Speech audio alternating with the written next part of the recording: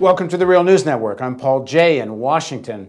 On September 22nd, Admiral Mike Mullen testified in front of Congress and made some very direct accusations against the Pakistani military and intelligence agencies, stating they had had a direct involvement in targeting Americans in Afghanistan. Here's a little bit of what he had to say.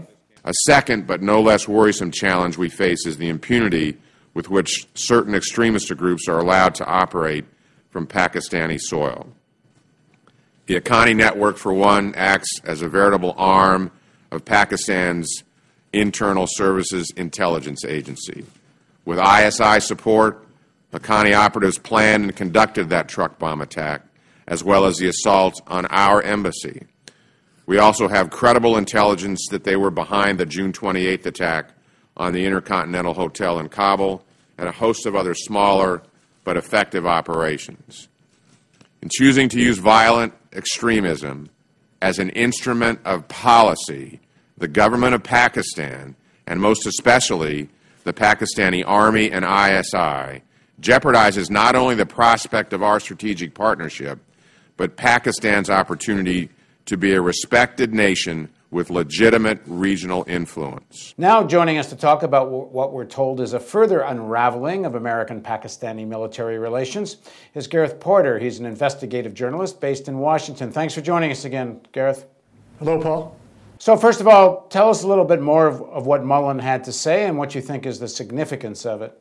Well, Mullen's testimony, along with Leon Panetta, Defense Secretary, was part of a broader strategy that the Obama administration had clearly adopted in the wake of the spectacular Taliban Haqqani network attacks in Kabul the week before, in which they had actually kept U.S. NATO forces on the top of the headquarters of U.S. NATO headquarters there in Kabul at bay for several hours, and also really sort of, I wouldn't say scared, but bothered the U.S. Embassy, let them feel that they were targets as well.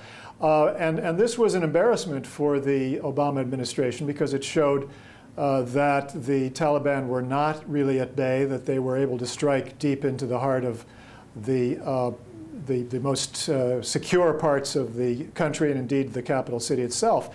So what they did was to unleash Mullen and Panetta, and particularly Mullen, to accuse the ISI, the intelligence agency of Pakistan, of not just having close relations with the Haqqani network in their carrying out of operations in Afghanistan, but actually saying that the Haqqani network was essentially the agent, I think he said a virtual arm of the ISI. And indeed, he was suggesting that there was evidence that, as you said, the ISI was actually involved, was complicit in the targeting of U.S.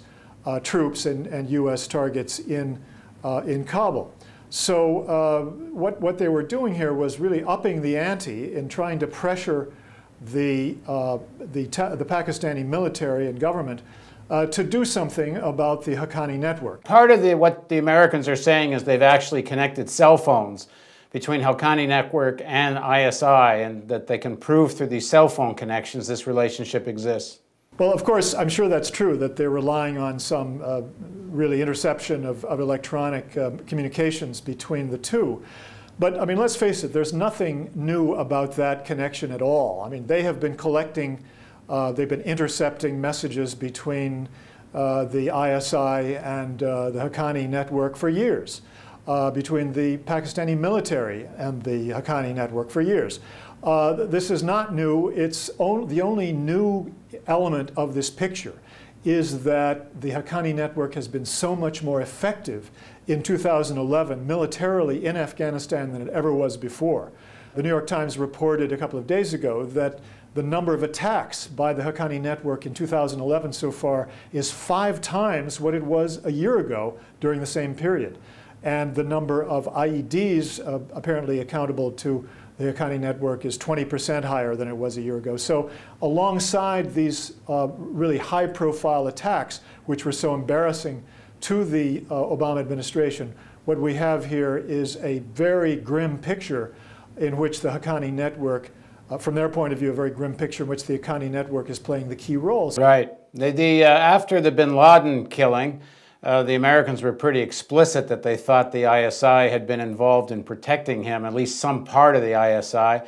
After the killing of the journalist Salim Shahzad, who was also a contributor to the Real News Network, Mullen himself came out and said that he thought the ISI had been involved in killing Salim. And now you have him coming out again directly accusing the ISI. One of the things that's being speculated upon is that all of this is to prepare conditions for more direct U.S. attacks within Pakistan without Pakistani agreement, that they're going to try to attack Haqqani network in Pakistan, perhaps, I guess, through more drone attacks or maybe even more. What do you make of that?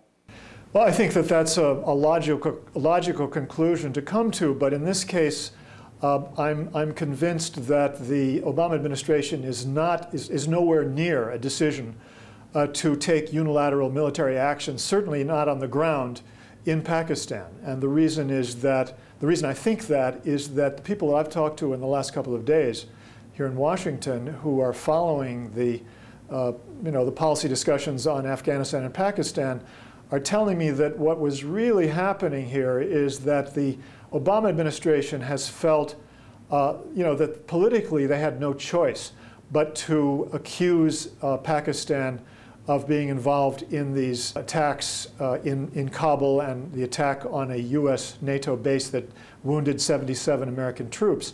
The fact is that unless they did sort of turn up the heat on Pakistan, the Pakistani military, and the ISI over this issue, then obviously they could be reasonably afraid that they would be questioned in terms of the U.S. policy itself. That is, what sort of policy is this where we are having our own troops being attacked by the Haqqani network so easily?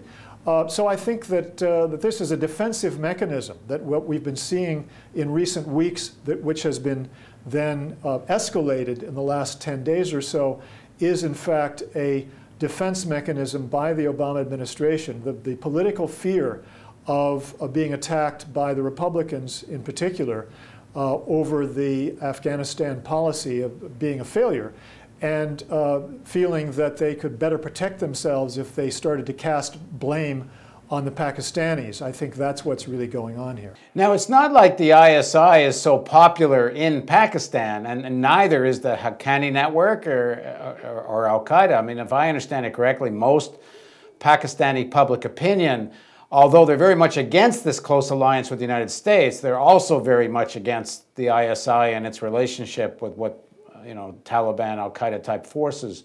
Is part of this U.S. strategy to try to create some splits within the Pakistani elite or society or military about all of this?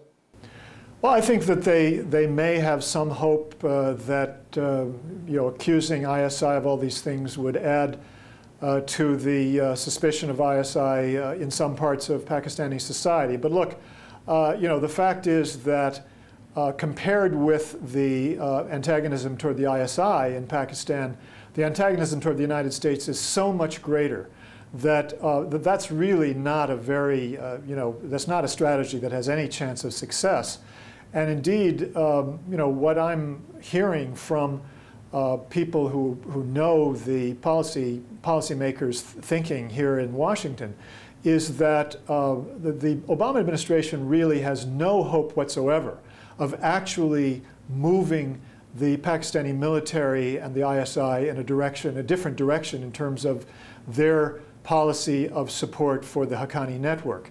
They really have conceded, as of last December, officially, they conceded that there was little possibility that even if the United States stepped up pressure publicly on Pakistan to do something about the Haqqani network. And what they really want, of course, is for the Pakistani military to attack in large-scale fashion in North Waziristan the bases of the Haqqani network there. And they know that there's just no chance that that is going to happen. And so there's a high degree of sort of theatricality about this current spate of accusations about the ISI's relationship with the Haqqani network. One of the whole conditions for the Americans getting out, and President Obama keeps talking about ending the war when he makes his speeches on the economy. They've already factored in lower costs on the Afghan and Iraq war because they say they're getting out. But if one of the primary conditions for getting out was that Pakistan was going to step up its attacks in North Waziristan, and they're not going to, where does that leave the Americans in terms of getting out? Well, I think it leaves them without any hope of possibly succeeding in the strategy that they had identified a year ago, a year and a half ago, and again have put forward in more recent months of transferring responsibility for the war over the next 3 years or so to the Afghan security forces and the Afghan government. I don't think that there's anybody really in the U.S. military, with possibly a few exceptions at higher levels, who really believe that that's going to happen. And a large part of the reason is that the insurgents have 15,000 to 20,000 Pashtun fighters from the Haqqani network who are going back and forth across the border and who are very, very effective guerrilla fighters who have really made a huge difference in the eastern region of Afghanistan. And that's the area where the United States is most vulnerable, U.S. strategy is most vulnerable to the success of the Taliban and Haqqani network guerrillas. All right, thanks very much for joining us, Gareth. Thank you, Paul. Thank you for joining us on the Real News Network.